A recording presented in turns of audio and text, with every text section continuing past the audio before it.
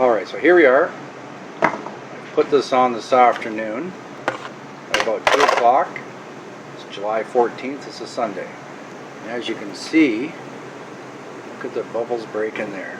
This is day one, about 5 hours ago. So I don't know whether this is going to start really foaming up or just stay like this. This is about 4.5 pounds of cracked corn, 3 bags of sugar, and just some bread yeast. Alright, so I'm going to just keep tracking this every day and see where this takes me.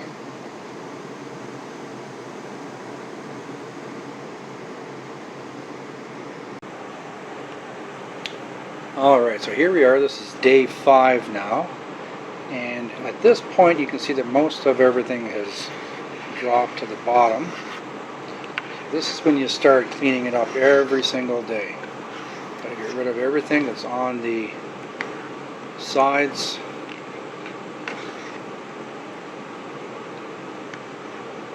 Anything floating, and while you're actually doing this, you'll be able to see pieces of corn actually rising to the surface and then swimming back down again. So there's a lot of action going on in here right now, even though you can't see that there's a lot of bubbles. Now what you can see is on the reflection here, even though it's not really churning and bubbling, you can see that it's just like on top of the wash here, it's sizzling. That yeast is really working good. Alright, so once I clean this up, I'm going to just put this away for now, and we'll come back in a few more days to see what we're going to do next. Alright, so here we go. It's now been approximately 2 weeks since we started, and if you look inside here, you can't see really any action going on at all. There's just a couple of bubbles in there. That's just from me moving the pail. So what we're going to do now is we're going to pour it from here into my 5-gallon boiler unit. Alright, this is going to take 2 of us to do. I'm going to hold a sock. All I'm using is a jelly bag strainer, and we're going to just pour this in here. Now it may make a little bit of a mess to get started.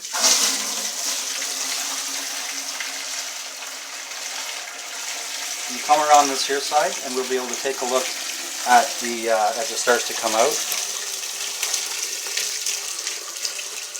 It's coming out nicely. Nice color to it. You can see the corn muck in the bottom. We're getting close, so it's measured pretty darn good. That's good, thank you. Alright, perfect.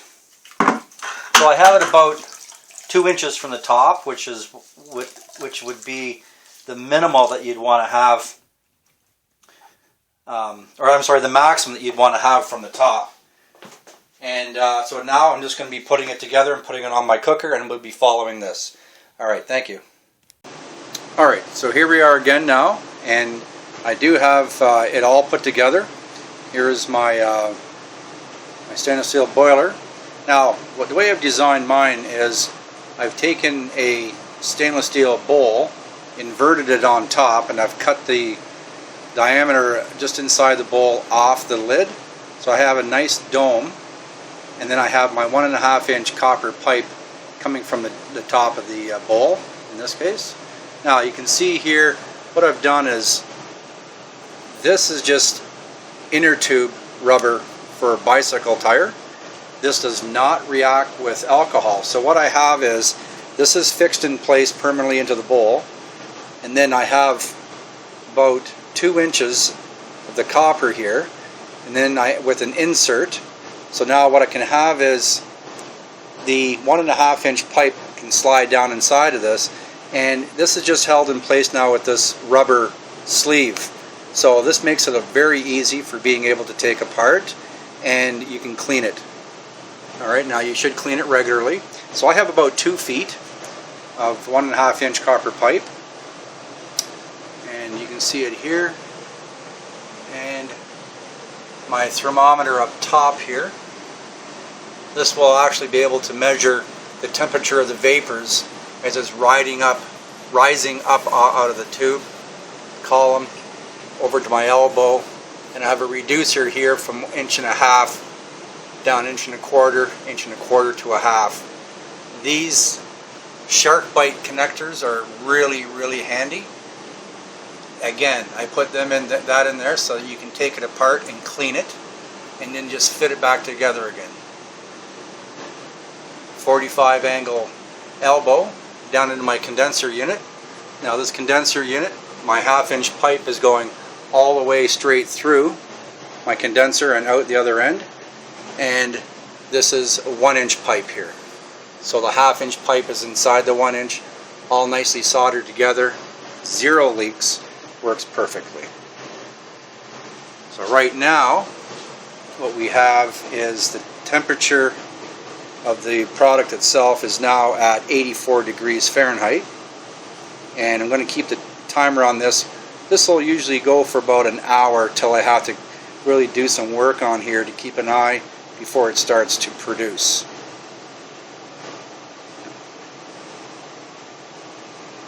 Be right back. Alright, so you can see it's now been 1 hour, and the temperature in the pot itself is 172 degrees. Now this is with my thermometer that's going right down inside the wash itself. So that's 170 degrees right now. However, it is hot here, and it cools off. You can start feeling it cooling off right here. So this is now showing at 78 degrees Fahrenheit. This will now start climbing up, while this is getting to the actual boiling temperature now. See that there? Now, might as well hook up the hose to it now. So I have my cold water intake here, and the amount of water you actually need to come out, just waiting for it to fill up here.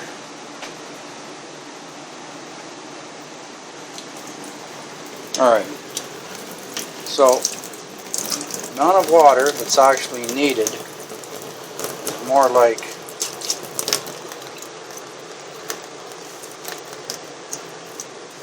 this. It's all the water that's needed to be running through this condenser unit while it's doing its thing.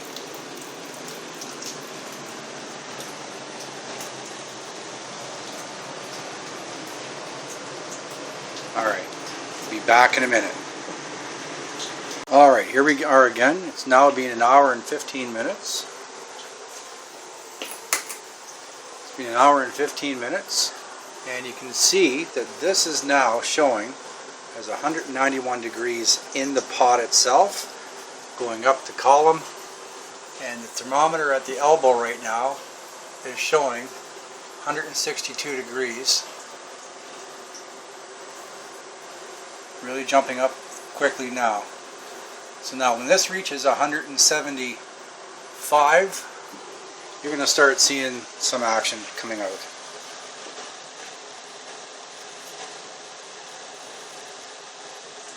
There it comes. First drip's coming out, and it's 174 degrees. So now this is not the good stuff. Now, we're going to be getting rid of the 4 shots. However, I usually take about approximately 1 cup's worth. So when this reaches up to that mark there, I'll be able to switch it over and use my parrot, and I'll be able to measure the alcohol content. Alright, here we are again at the next stage, and you can see this is now 194 degrees, boiling inside the pot, up the tower, the elbow. Should be a few degrees different. It's 191 degrees at the vapor point at the elbow. Going across and down, and I have it now going inside my parrot.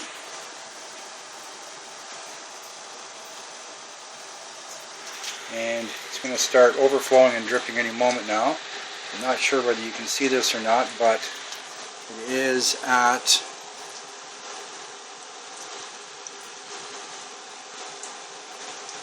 about 73% alcohol right in there right now. So it's going to be coming out any second. Here it is. That's not a bad flow for something that's my induction cooker, where there's no open flames, there's no red hot element. If anything ever happens, it shuts down, the heat stops immediately. 1300 watts, and this is a pretty good flow right now.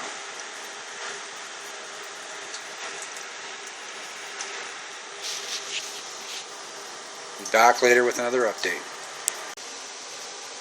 Alright, so here we are now, and the time has just over 3 hours.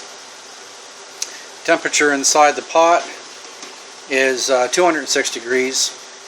I have it set for the alarm to go off at 209. But even though it's 209 degrees or 206 degrees inside, take a look at the vapors up top. They're showing to be 203. So it's just before the tails are supposed to be coming through, and everything's working just fine. Going across, down, and the parrot, the hydrometer is showing that you can't probably see it right now, but it's about 48% alcohol right now, and this is where we're looking at. We're just a little over half a gallon, and it's still producing quite well.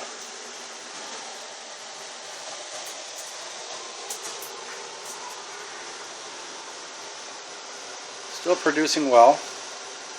No problems, no leaks, everything's looking great. Still 206 degrees.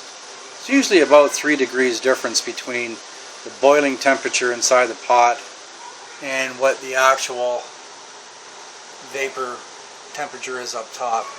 So we started off, it started to drip when this reached 174 or 5, whatever it was. And it's now showing that it's 203 degrees. So we've gotten a half a gallon out of it right now, and everything's looking really good. Alright, so I'm going to be posting this on YouTube. It's going to be my first posting, so hopefully everyone likes it, and I'll keep us all posted.